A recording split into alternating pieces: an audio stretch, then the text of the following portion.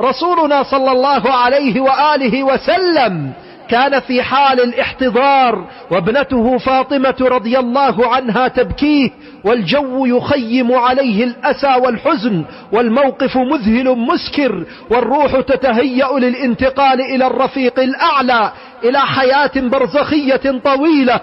تشرد عقول الراجحين وتهتز مشاعر الجائشين. ونبينا لم تهمه نفسه، بل أهمه حال أمته اليوم. يقول: وغار بعضهم على بعض، يعيش بقوله ذلك غارات قصف الطائرات وأزيز تحليقها في سماء الخوف والرعب، وقذف المدافع والدبابات، والعدوان بأشكاله المختلفة، وكثرة الهرج أي القتل، والمرج أي الفتن. ويرحم لحالنا، وكأنه يقول: يا رحمتاه على الأطفال الرضع والعجائز الركع. في موقفه ذلك يروي لنا كيف يكون قساة القلوب، وكيف يجعلون أشلاء الأطفال ممزقة، والكبار أعضاؤهم على الأرض متناثرة، والدماء مسفوكة مسكوبة، وطرقنا التجارية مقطعة، حتى عم الجوع شعوبا بأكملها،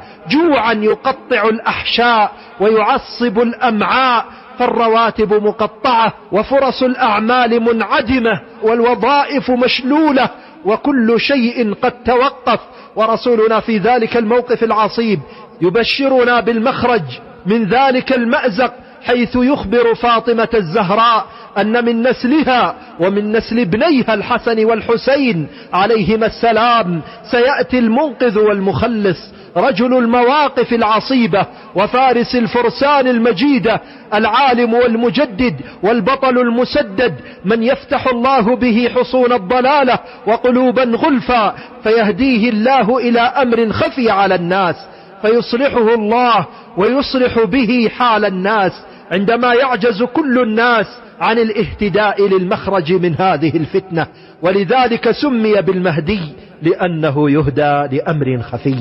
فتجتمع الأمة بعد شتات، وتعود به الخلافة بعد موات، ويعود للناس أنسهم وألفتهم وخاصتهم وحبهم لبعضهم، فتخرج المرأة من صنعاء وحضرموت إلى بيت الله ليس معها أحد، لا تخشى على نفسها شيئا، فلا تدع السماء قطرة إلا أنزلتها، ولا الأرض حبة إلا أنبتتها، ويكثر المال حتى لا يجد أحدا من يقبله، وتعود للأرض بركتها وخيرها، وترجع الحقوق إلى أهلها،